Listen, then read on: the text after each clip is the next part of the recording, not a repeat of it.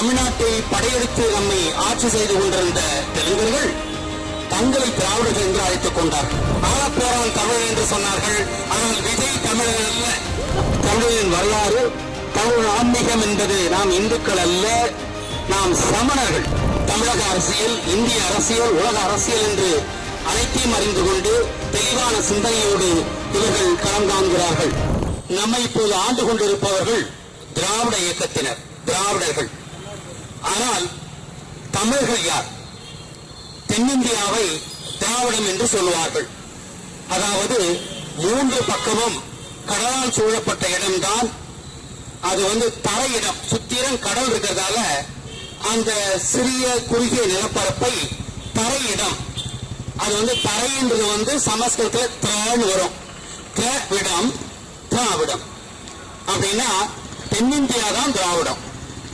ஆனால் தென்னிந்தியாவில் திராவிடம் என்றால் ஒரு மலையாளி தன்னை திராவிடர் என்று அழைத்துக் கொள்வதில்லை, ஒரு கன்னடர் தன்னை திராவிடர் என்று அழைத்துக் கொள்வதில்லை, தெலுங்கர்கள் தன்னை திராவிடர் என்று அழைத்துக் கொள்வதில்லை. ஆனால் தமிழ்நாட்டில் குடிபெயர்ந்த, தமிழ்நாட்டை படையெடுத்து நம்மை ஆட்சி செய்து கொண்டிருந்த தெலுங்கர்கள் தங்களை திராவிடர்கள் என்று அழைத்துக் கொண்டார்கள். ஏன்னா அவங்க தெலுங்குன்னு சொன்னா நாம ஓட்டு போட மாட்டோம். அதனால பொதுவா தென்னிந்தியாவுக்கு இருக்கிற ஒரு பெயர், அந்த பட்டப்பெயரை எடுத்துக் கொண்டார்கள் தெலுங்கர்கள். திராவிடம் என்றால் தென்னிந்தியாவை குறிக்கும் என்பதை கொண்டு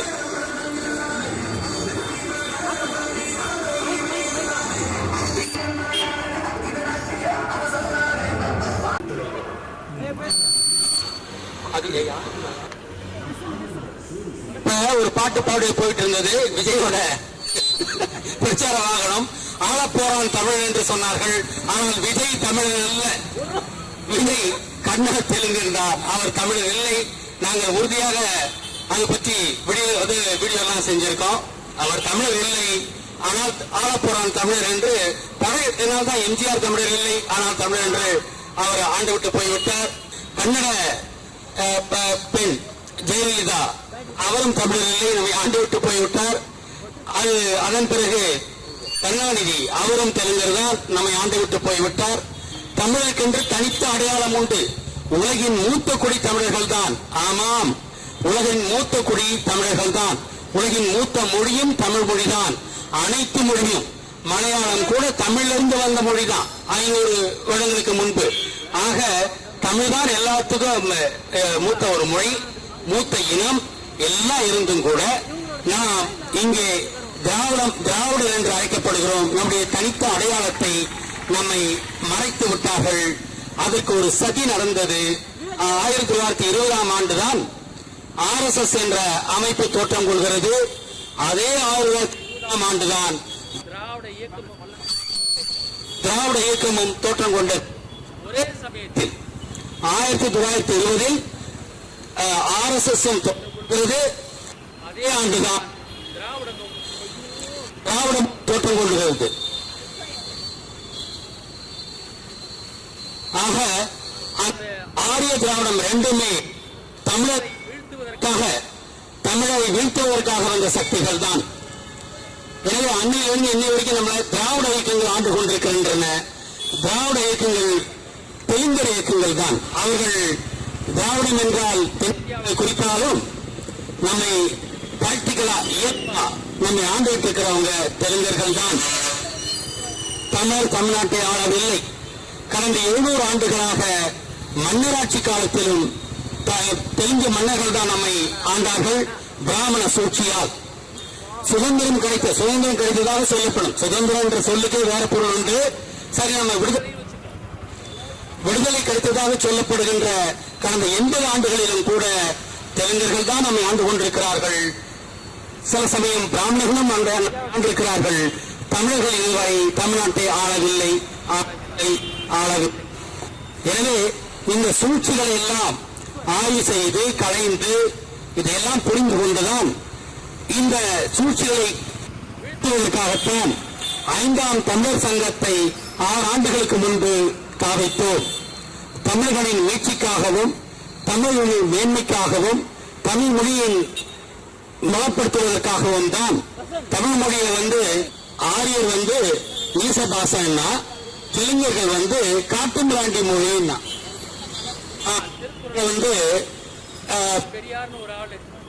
தெலுங்கர் அவர் வந்து நாங்க பெரியார்னு சொல்ல மாட்டோம், வெங்காய ராமசாமி அந்த வெங்காயம் வெங்காயம் பேசிக்கிட்டு இருக்கான், வெங்காயம் மண்டி வச்சிருந்தவன் வந்தா, அதனால ஈவே ராமசாமி நாம வந்து வெங்காய ராமசாமின்னு தான் நாங்க சொல்லுவோம். அவன் திருக்குறளை கூட மலம் என்று சொன்னான் பெரியார் என்ற தெலுங்கன். ஆக எவ்வளவு பெரிய சூழ்ச்சி நம்மை சூழ்ந்திருக்கிறது பாருங்கள்.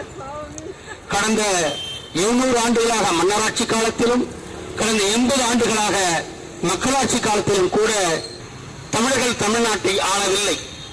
இந்த அவலநிலையெல்லாம் கண்டுதான் நாங்கள் 5ஆம் தமிழர் சங்கத்தை தொடங்கினோம். ஏன்னா முன்ன வந்து சாதி சங்கங்கள் தான் தமிழ்நாட்டுக்கு இருந்தது. ஆரியர்களுக்கு அதாவது பிராமணனுக்கு RSS இருந்தது, தெலுங்கர்களுக்கு திராவிட இயக்கம் என்று இருந்தது. நாம் முன்பு சொன்னபடியே இரண்டுமே 1920ஆம் ஆண்டு ஸ்தாபிக்கப்பட்டது. ஆனால் தமிழருக்கு என்று ஒரு இனவியல் அமைப்பு இல்லை. தமிழர்களிலே சாதிகள் தான் இருந்தன.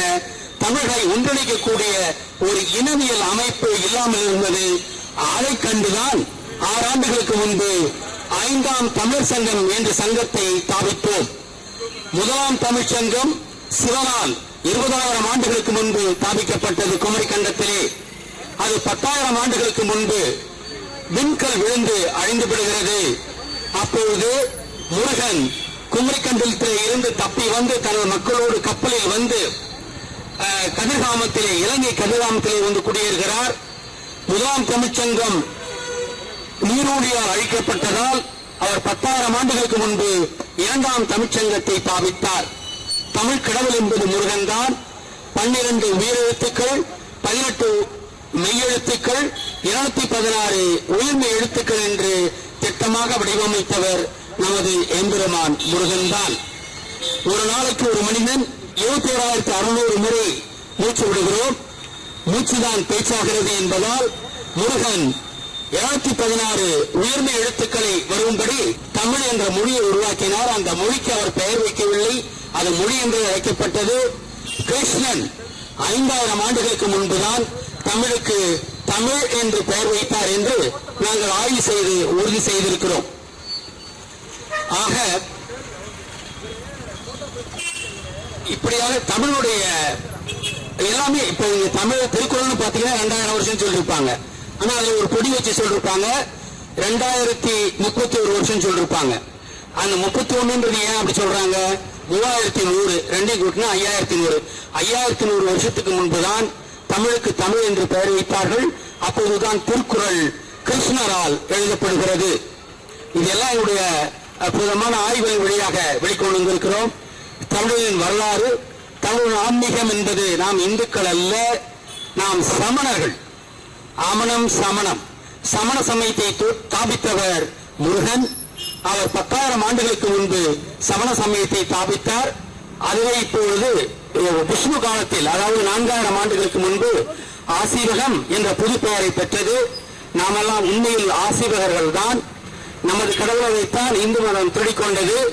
ஆக 5ஆம் தமிழ்ச்சங்கம் வரலாற்றை, தமிழரின் வரலாற்றை முழுமையாக ஆய்வு செய்துள்ளது. உலக வரலாற்றை ஆய்வு செய்துள்ளது. பல அற்புதமான விஷயங்களை நாங்கள் கண்டெடுத்துள்ளோம். எனவே வரலாறு தெரிந்தவனுக்குத்தான் வரலாறு படைக்க தெரியும். வரலாறு வந்த வழி தெரிந்தவனுக்குத்தான் செல்லுகின்ற வழிக்கான பாதை தெரியும். எனவே நாங்கள் முற்றும் அறிந்தவர்கள், அனைத்தும் கற்றவர்கள். அந்த பாடம் இந்த தமிழ்ச் சங்கத்தில் இருக்கின்ற அனைத்து மாணவர்களுக்கும் சொல்லிக் கொடுக்கப்பட்டுள்ளது 2 ஆண்டுகள் பட்டய படிப்பின் ஊடாக. எனவே இவர்கள் அனைத்தும் அறிந்து கொண்டு தமிழக அரசியல், இந்திய அரசியல், உலக அரசியல் என்று அனைத்தையும் அறிந்து கொண்டு நாம் என்ன செய்ய வேண்டும் என்ற தெளிவான சிந்தனையோடு இவர்கள் களம் காண்கிறார்கள். எனவே இந்த தொகுதியின் வேட்பாளர் தம்பி தினேஷ் அவர்களுக்கு உங்கள் பொன்னான வாக்குகளை அளித்து, அதாவது அவர் கம்ப்யூட்டர் சின்னத்தில் இருக்கிறார். கணினி, தமிழில் சொன்னால் கணினி, ஆங்கிலத்தில் கம்ப்யூட்டர் சின்னத்திலே அவர் போட்டியிடுகிறார். அவருக்கு உங்களின் பொன்னான வாக்குகளை கொடுத்து தமிழகத்தில் ஒரு தகுதியான தமிழர் ஆட்சி ஏற்பட வழிவகை செய்யுமாறு உங்களிடம் வேண்டி கேட்டுக் கொள்கிறேன்.